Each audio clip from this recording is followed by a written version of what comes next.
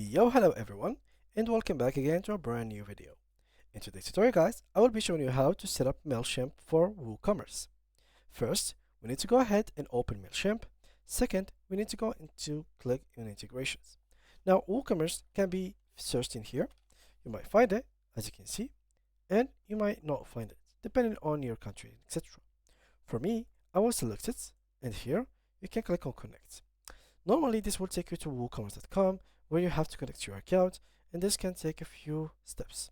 So here you have to add to store, and basically after you click on add to store, they will take you to here. You have to put your email address, and basically this will take a few steps, and the integration is fully free, but WooCommerce itself is paid. So you need to pay for your WooCommerce account. Now, this is a method. Once you do everything, of course, if you are connected, you don't need to go through this, but once you finish everything, you will click here, place free order, and you will download a file that will give you the Mailchimp products or files. Now, WooCommerce, as we all know, is kind of like a plugin that has existed from years in WordPress. So what we do have to do next is to go to our WordPress.com account and make sure that you have on WordPress a premium version. The premium version that has to be business or e-commerce. I think it's WooCommerce, I mean. So either business or WooCommerce.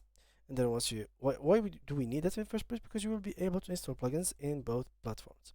Now, once you get that, go to plugins, click on upload, and upload the WooCommerce Mailchimp plugin that you installed from here.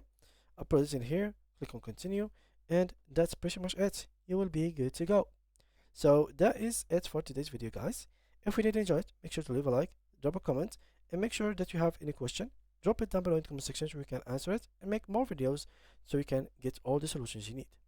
Thank you guys a lot for watching, and see you guys in the next tutorial.